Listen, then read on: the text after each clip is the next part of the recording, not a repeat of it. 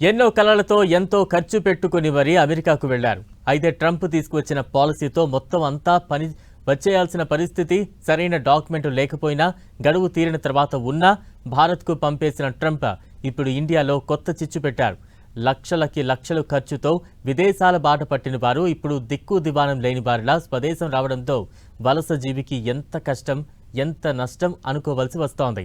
ఇలా వచ్చిన వారిని కదిపితే వారి కష్టాలు పగవాళ్లకు కూడా రాకూడదురా బాబు అనిపించక మానదు.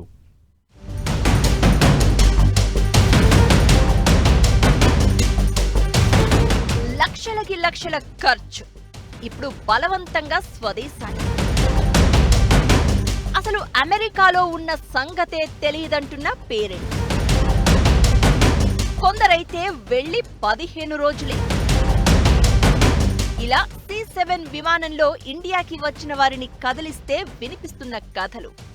ఎంతో ఖర్చు పెట్టి విదేశాలకు వెళ్తే అర్ధాంతరంగా వెనక్కి రావడంతో వారు చెప్తున్న దీనగాథలు కదిలిస్తున్నాయి.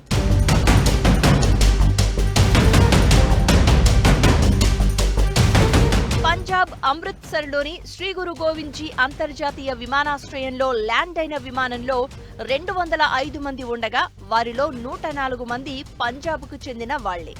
హర్యానా 33, గుజరాత్ 33, మహారాష్ట్ర 3, ఉత్తరప్రదేశ్ 3, చండీగఢ్ 2 వీరిలో 13 మంది మైనర్లు కూడా ఉండడం గమనించాలి. వారిలో 4 ఏళ్ల బాలుడు, 2 7 ఏళ్ల బాలికలు కూడా ఉన్నారు. ఈ సందర్భంగా వారు తాము అనుభవించిన నరకం గురించి చెప్తూ బోరుమన్నారు.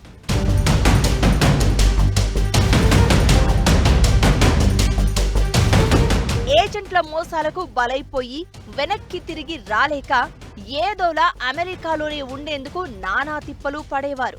దానికి బ్రెజిల్ నుంచి మెక్సికో, అక్కడి నుంచి అమెరికా పయనమవుతారు. అయితే ఈ క్రమంలో 15 గంటల పాటు సముద్ర ప్రయాణం చేయడం, ఆ తర్వాత 45 కిలోమీటర్లు పర్వత మార్గంలో నడవాల్సి ఉంటుంది. ఈ దారిలో గాయపడితే వారిని అలానే వదిలేసేవారట. అలా నడిచిన దారిలో కొన్ని డెడ్ బాడీలు కూడా కనిపించినట్లు మనకి తిరిగి వచ్చిన వారు చెప్పారు. అయితే ఇలా నానా కష్టాలు పడిన తర్వాత కూడా చివరి నిమిషంలో బార్డర్ దాటుతూ ఉండగా అమెరికాలో చిక్కుతున్న వారు చాలా మందే ఉంటారు. అలానే ఒకరు అరెస్ట్ కావడంతో మొత్తం టీం అంతా దొరికిపోయారని సుఖ్పాల్ అనే వలసదారు వాపోయాడు. అలా దొరికిన వారందరినీ 14 రోజుల పాటు చీకటి గదుల్లో బంధించడం, ఆ తర్వాత ఎప్పుడో తిరిగి స్వదేశానికి పంపడం అనేది జరుగుతుందని తాజా ఉదంతం నిరూపిస్తోంది.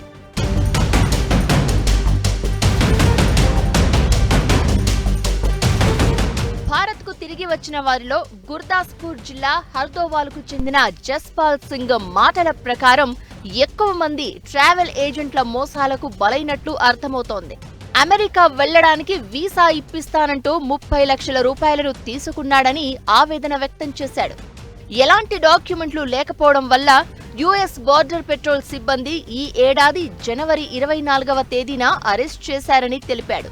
ట్రావెల్ ఏజెంట్ తొలుత బ్రెజిల్కు పంపించాడని, 6 నెలల పాటు అక్కడే అనధికారికంగా నివసించాల్సి వచ్చిందని జస్పాల్ సింగ్ చెప్పిన దాని ప్రకారం అర్థమవుతోంది. ఇలా చాలా మంది బ్రెజిల్కి వెళ్లడం, ఆ తర్వాత మెక్సికో నుంచి అమెరికాకు వచ్చేందుకు ప్రయత్నించగా బార్డర్ పెట్రోల్ దళాలు అరెస్ట్ చేశాయి. అక్కడే 11 రోజులు కస్టడీలో ఉండగా బేడీలు, గొలుసులు, ఆ తర్వాత తమను ప్రత్యేక క్యాంపుకు తరలించారని జస్పాల్ తెలిపాడు. అక్కడ తాము విడుదలైనట్లు భావించినప్పటికీ అలా జరగలేదని, అమెరికా నుంచి బహిష్కరించినట్లు ఓ పోలీస్ అధికారి తెలియచేసేంత వరకు తమకు అది తెలియదని జస్పాల్ సింగ్ చెప్పుకొచ్చాడు. చేతులకు బేడీలు, కాళ్లకు గొలుసులతో బంధించారు. చివరకు మిలిటరీ ఫ్లైట్లో అమృత్సర్ విమానాశ్రయానికి తీసుకొచ్చారని అన్నాడు.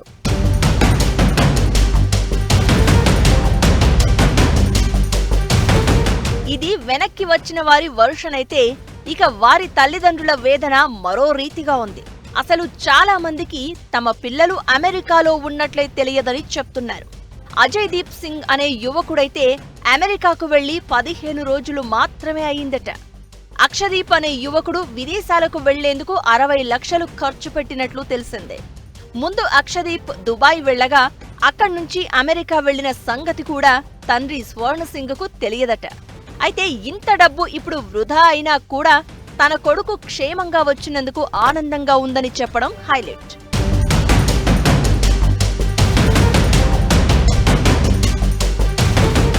ఇలా వచ్చిన 104 మందిలో కొందరు తమ తల్లిదండ్రులకు తెలియకుండా యూకే, ఇటలీ నుంచి అమెరికాకు వెళ్లారని తెలుస్తోంది. ముందుగా వర్క్ పర్మిట్లు ఉన్నాయని వెళ్లడం, ఆ తర్వాత అమెరికాలో వాటి గడువు ముగిసినా ఉండిపోవడంతో ఈ చిక్కులొచ్చాయని అర్థమవుతోంది. మొత్తం మీద మనకి డాంకీ, గోట్ లైఫ్ సినిమాల్లో కనిపించే సన్నివేశాలు నిజంగా ఎదురైతే ఎలా ఉంటుందో ఇలాంటి అనుభవాలే మనవారు ఎదుర్కొన్నట్లు తెలుస్తూ ఉండగా, డాలర్ డ్రీమ్స్ తో అక్రమంగా విదేశాలకు వెళ్తే ఎలాంటి పరిణామాలు ఎదురవుతాయో కూడా నిరూపిస్తోంది.